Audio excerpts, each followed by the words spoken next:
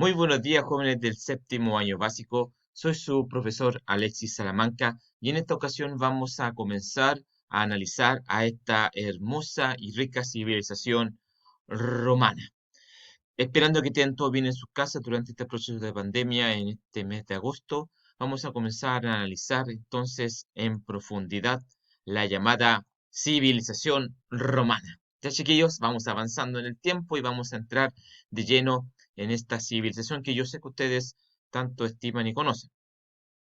Título de, obviamente, el objetivo de la clase es identificar y comprender la ubicación y la sociedad del pueblo romano. Es decir, en el día de hoy vamos a entrar a dónde se ubica este pueblo romano y además cómo se conformaba su sociedad para poder entender de la próxima clase, su historia política desde la monarquía hasta el imperio.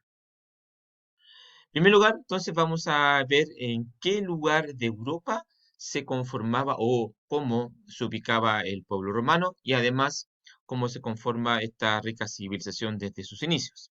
¿Ya? En primer lugar, veamos la situación geográfica de este pueblo, que significa Roma. Está ubicada en la península itálica, en el centro del mar Mediterráneo. ¿Ya? Si ustedes se acordarán cuando veíamos a Grecia, ellos se ubicaban en el lado este del mar Mediterráneo, mientras que los romanos están en el centro de este gran mar interno, que ellos denominaban el Mare Nostrum. Su territorio está recorrido en totalidad por una cadena montañosa que son los Apeninos, que es efectivamente que atraviesa a la península itálica, y el río Tíber recorre la región de este a oeste para desembocar en el mar Tirreno. Acá tenemos una imagen de la ciudad de Roma, que va a ser fundada por Rómulo Remo, que veremos un poco más adelante. ¿Ya? Pero veamos efectivamente dónde está ubicado eh, esta, eh, este pueblo romano. Si ustedes pueden observar en esta imagen, tenemos totalmente a Europa en su extensión geográfica y tenemos efectivamente a esta línea. Esta línea nos muestra dónde queda ubicada la península itálica, ¿ya? Esta es la llamada península itálica, que es la bota itálica que ustedes a lo mejor pueden reconocer. Y todo lo que ustedes ven acá es el mar Mediterráneo. ¿Mm? Veamos un poco más en profundidad.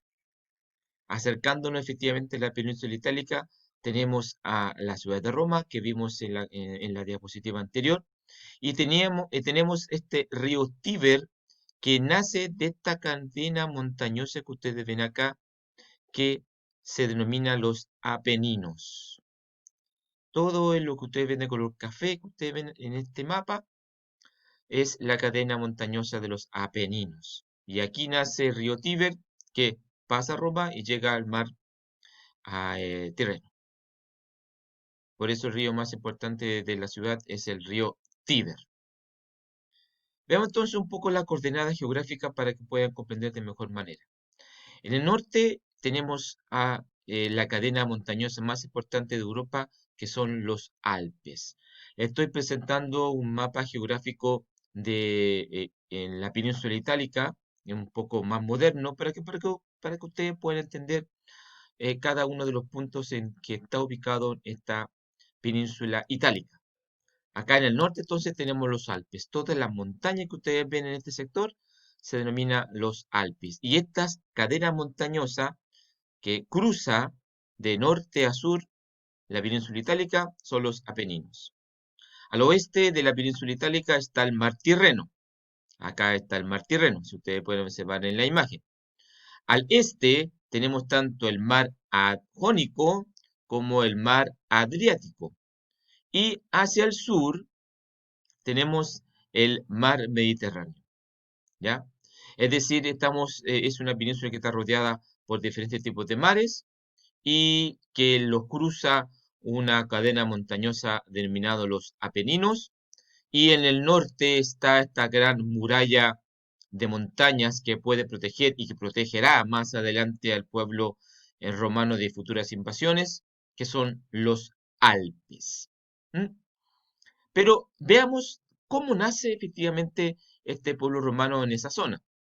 Para ello, vamos a adentrarnos en dos tipos de visión de origen del pueblo romano. En primer lugar, un origen de forma de leyenda, que efectivamente es la tradición oral, que yo creo que ustedes ya han reconocido con la imagen que yo acabo de mostrarles en el caso de la leyenda de Rómulo y Remo, quienes serán los encargados de fundar la ciudad de Roma en el 453 antes de Cristo.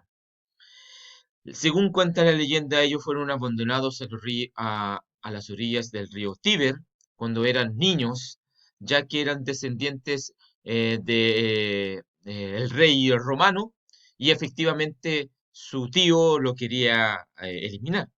Por tal, su madre los echó al río y una loba efectivamente los protegió mientras estaban o habían sido abandonados en las riberas de este río. Posteriormente ellos fueron salvados por un par de campesinos. No es que toda la vida ellos vivieron con el lobo, no era así. Y posteriormente ellos crecieron y pudieron darse cuenta que eran los legítimos reyes de Roma, por lo que enfrentaron a su rey y lograron posesionarse como los reyes absolutos de esta ciudad. Posteriormente, ellos, en agradecimiento a lo que había ocurrido en este lugar, van a fundar su ciudad que van a llamar Roma. ¿Y por qué Roma? Porque si ustedes se dan cuenta en este mapa, donde se encuentran las 7 colinas de la ciudad de Roma, en el monte Palatino, la muralla de Romulus, efectivamente, Rómulo eh, dice que nadie puede haber cruzado esta línea, porque y si alguien cruza esta línea, que es la muralla de Rómulo, que ustedes ven en este de color naranjo, eh, alguien tendrá que morir. Y su hermano Remo, desobedeciendo las órdenes de él, lo hace, y como era la primera ley que había realizado Rómulo, él decide asesinarlo, porque era una ley. Por tal motivo, él entendió que había quedado muy mal por haber dado muerte a su propio hermano y en conmemoración a su hermano Remo, funda la ciudad con el nombre de Roma. Yo sé que es un poco trágico el nombre de la ciudad, pero es una leyenda para que ningún romano ose quebrar las leyes que ellos mismos establecen. ¿Mm?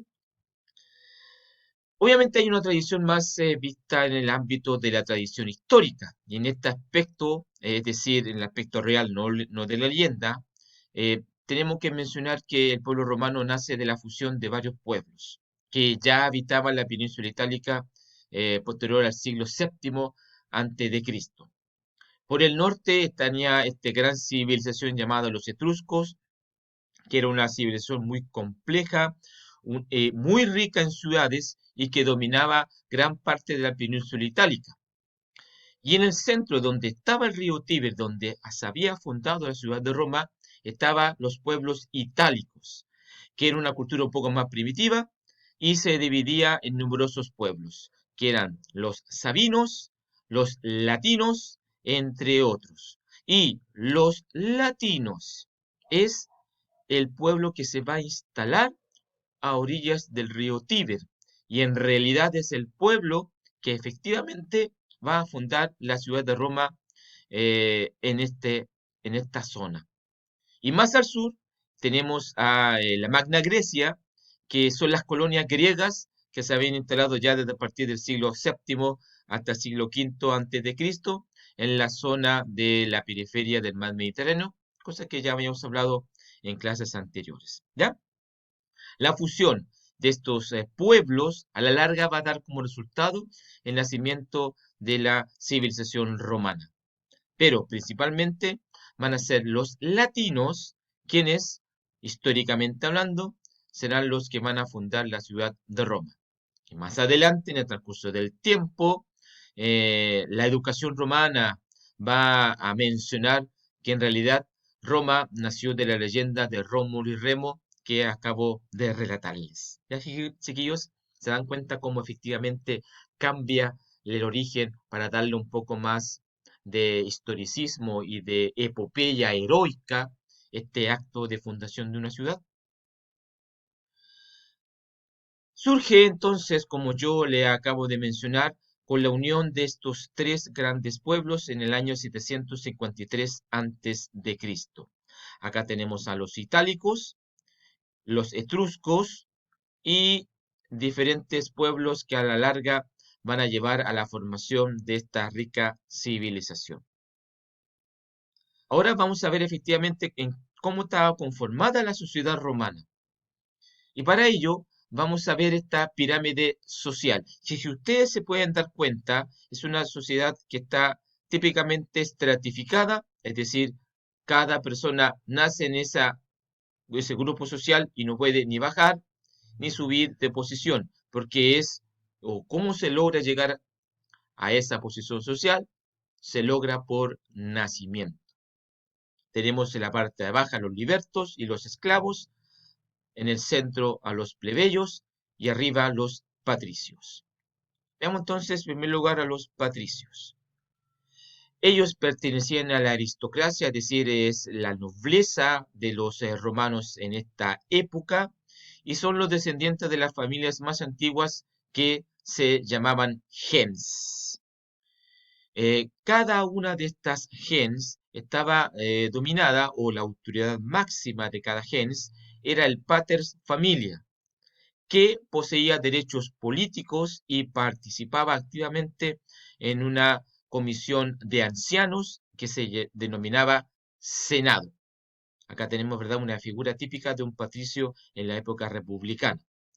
Ellos conocían las leyes que se basaban en las costumbres orales y no escritas, poseían todos los derechos políticos como formar parte del Senado, como ya acabo de mencionarle, también podían formar parte de los comicios para votar a otras autoridades, también podían participar en los tribunales de justicia y también eran los únicos que podían participar en la Asamblea Popular. Es decir, los patricios eran los que controlaban y organizaban políticamente a Roma durante casi toda su historia republicana y imperial.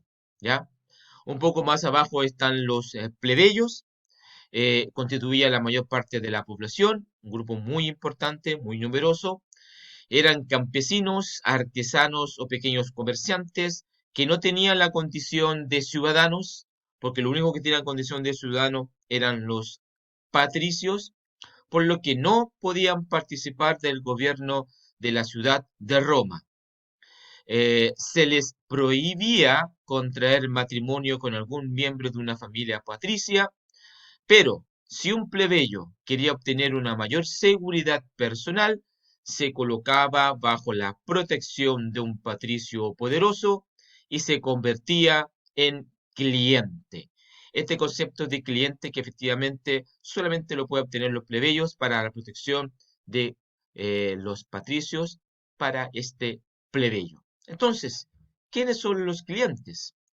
Como mencioné, algunos plebeyos adquirían esta categoría cuando se ligaban a un gens, colocándose bajo el amparo de un pater familias, a quien debía obediencia y servicio a cambio de su protección. Si ustedes pueden ver la imagen que está acá abajo, tenemos a un cliente en este sentido acá, que está protegido por el pater familia. Ninguna persona podía hacerle daño a esta persona porque pertenecía al pater familia y era un cliente. Más abajo estaban los esclavos, que eran principalmente prisioneros de guerra. El número de ellos fue incrementando a medida que Roma se expandía. Más adelante vamos a ver su real importancia. Y en la política expansionista obligó a integrar a los plebeyos al ejército.